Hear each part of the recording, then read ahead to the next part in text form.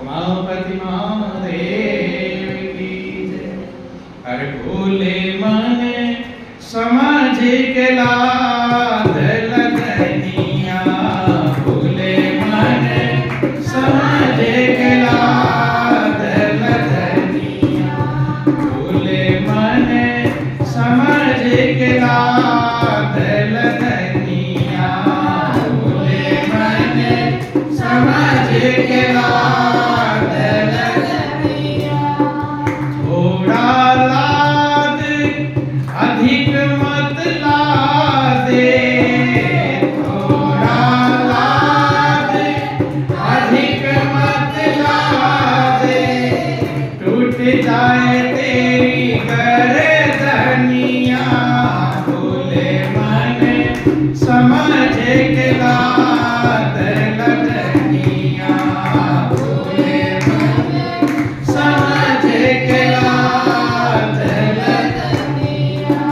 अपने मन को समझा रहे हैं कि यार भोले मन तो भोला हो। लादने को मना नहीं करते, लेकिन समझ के लाद।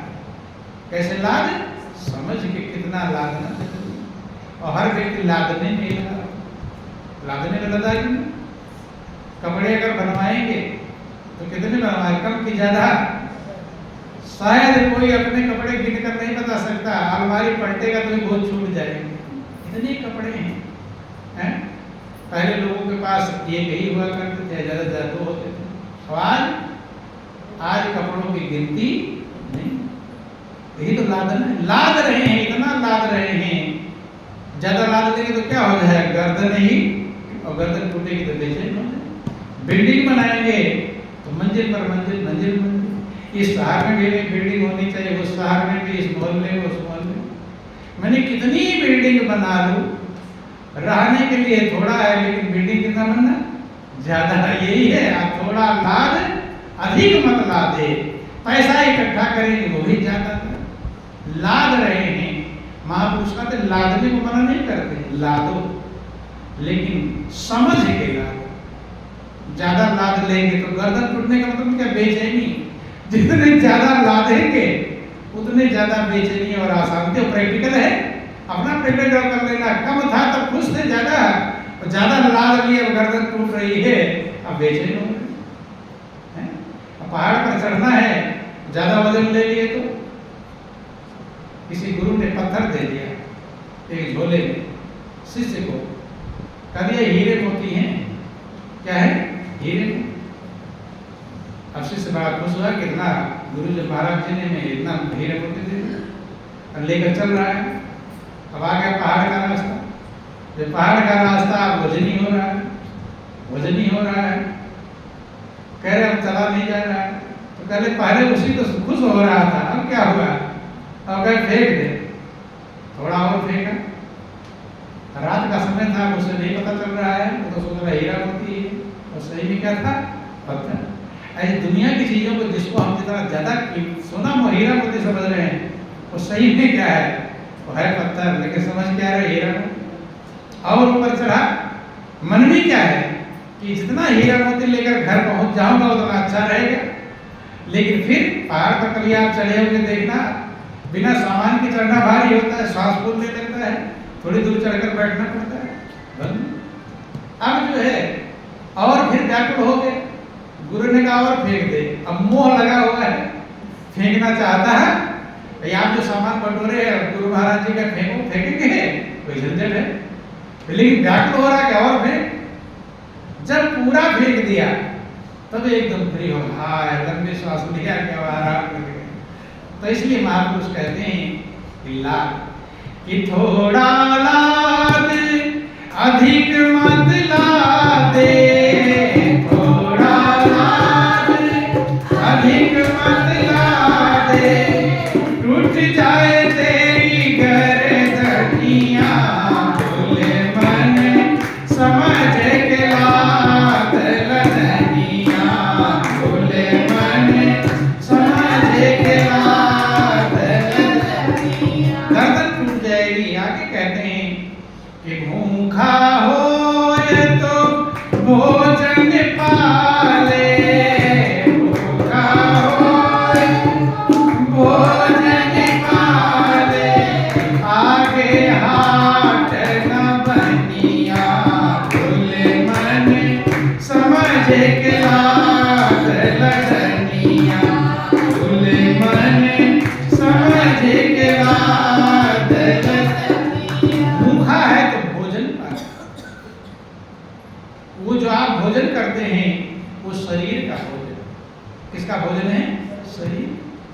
आत्मा तो भूखी है, आत्मा का भोजन कभी दिए?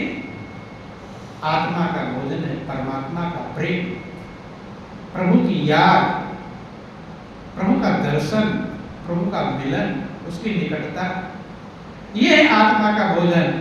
लेकिन शरीर का भोजन तो खूब पकौड़ी रसमलाई खिला रहे हैं, लेकिन आत्मा भूखी है। उसी के लिए कहते भूखा होए तो भोजन पाले, आगे हाथ न बनिए।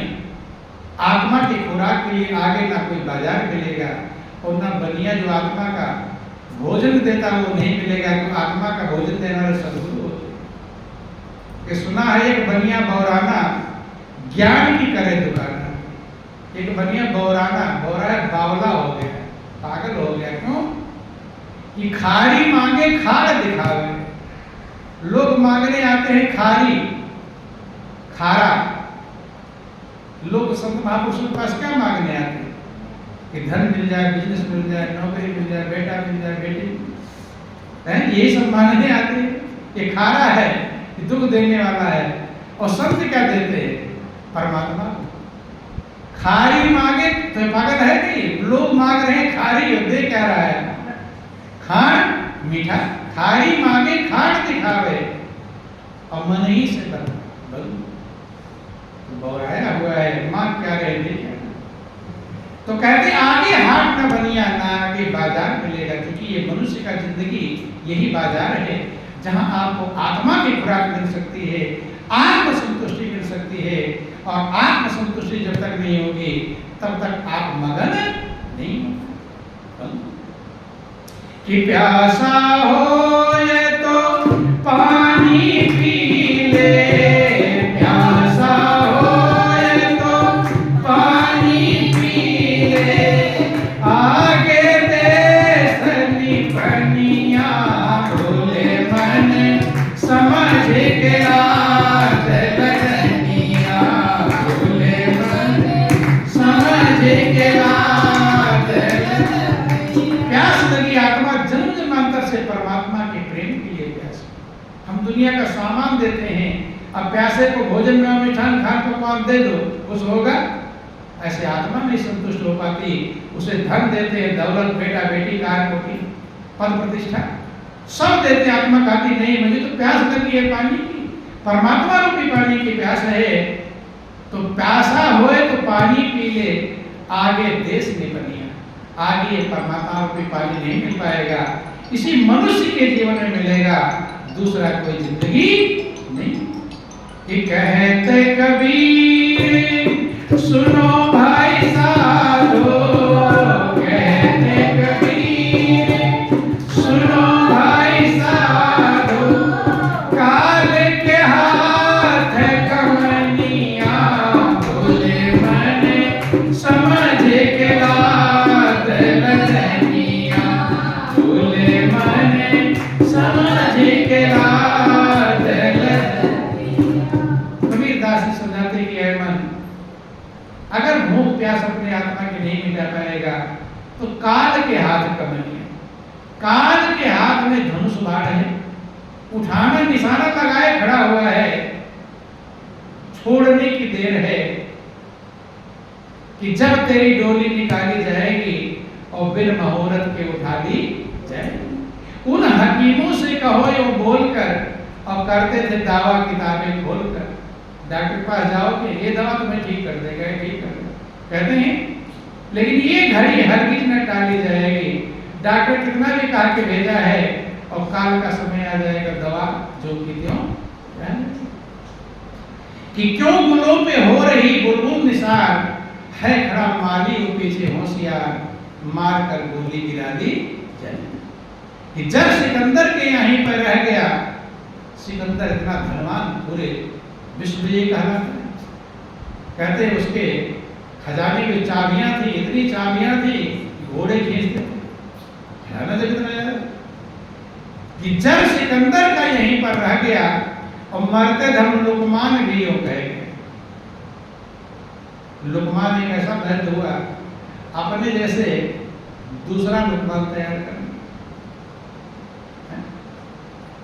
अब यमराज के दूत आए लेने के लिए, जैसे आप सद्दाम हुसैन को सुने थे, अपने जैसा कई सद्दाम तैयार कर, अब पहचानने यमराज के दूत आए, देखिए अरे अब कौन से लुकमान को ले जाओ झंझट में, गए धर्मराज को भेज दी जाओ, पहचान ही नहीं पा रहे। लाभ है, कभी कभी हो जाता है उल्टा। आप लोग देखते हैं कि एक मर गया, अब ले रहे शमशान घाट ले जा रहे हैं, पता चला कि वो जिंदा हो जाता है कि नहीं, और उसकी नाम वाला है, उसका दूसरा कोई बन जाता है, प्रैक्टिकल दिखाई पड़ता है इसका बंधु। अब जो है देख रहे हैं कौन से धर्मराज है कि बहुत चालाकी की है, क्योंकि मनुष्य सब चीज में योग्य बन जाता है लेकिन एक जगह फेल हो जाता है, वो है मान। कि कंचन तजना सहज है सहज क्रिया का में, और मान कड़प्पा नहीं ऐसा दुर्लभ तजना है। भगवान आए, उन्होंने कहा भाई लोकमान तुम जैसा मैंने आज तक नहीं देखा, तुम्हारे सामने तो मेरी नजर भी फेल हो गई है। अपनी एक सेम टू कॉपी जैसा मैंने बनाया था ऐसा तुमने दूसरा कॉपी तैयार कर दिया।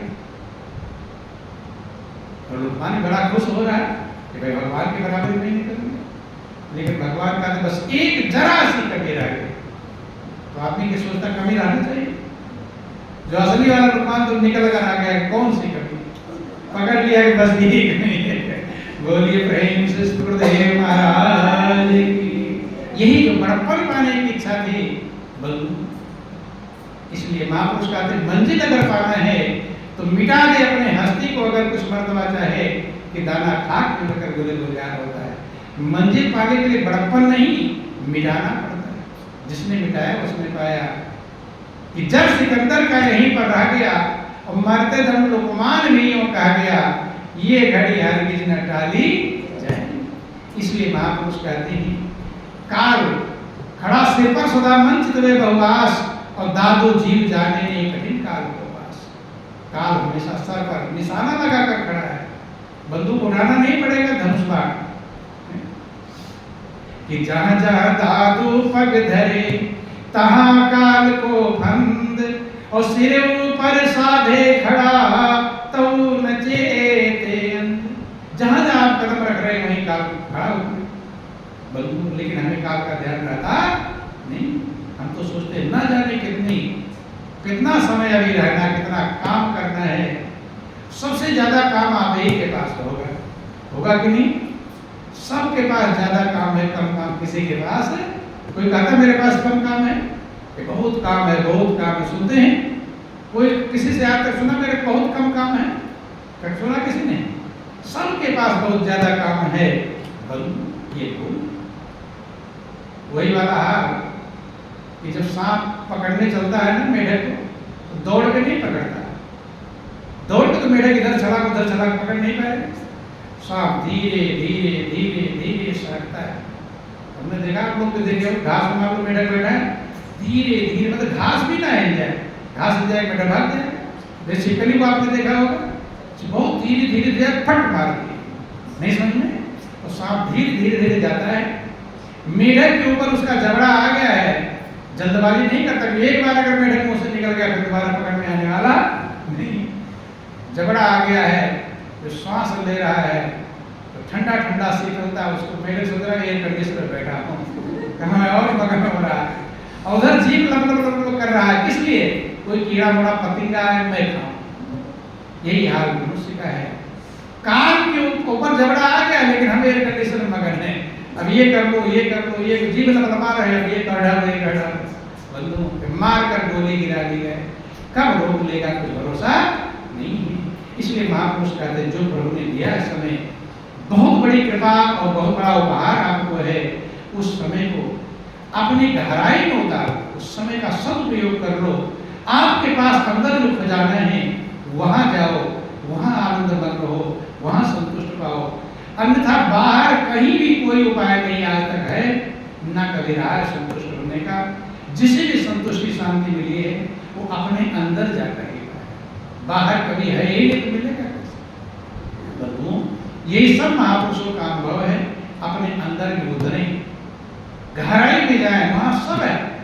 बाहर के काम धंधे करते रहें, लेकिन आनंद और शांति के लिए अंदर में ही जाना पड़ेगा, बाहर कोई उपाय नहीं। जैसे बाहर आप दौड़ते रहते हैं, तमाम जगहों पर जाते हैं काम करने के लिए, लेकिन जब भूख लगती तब कहाँ आते हैं? घर आते हैं भोजन। ऐसे ही समझ लो, रात दिन दौड़ते रहो कोई दिक्कत नहीं है, लेकिन भूख जो आत्मा की भूख है वो आपके अंदर ही है, अंतर की गहराई में उतरेंगे, वही आत्म संतुष्टि मिलेगी। जिसको मिली वही मिली है, बाहर कभी किसी को नहीं मिली। तो जीवन बहुत कीमती है, बहुत बड़ी मालिक की कृपा और दया है जो हमारे श्वास चल रहे हैं। न जाने कितने तो श्वास बंद हो गए, हमारा भी कब नंबर आ जाए कुछ भरोसा नहीं। इसलिए जो करना है जल्द कर क्यों बैठा है मौन, और पल में परले होगी कल की जाने कौन। काल करे सो आज कर, आज करे सो अब, और पल में परले होगी गौर करोगे। ये जीवन का सारी शब्दों के साथ बोलिए प्रेम से गुरुदेव महाराज की जय। श्री सच्चिदानंद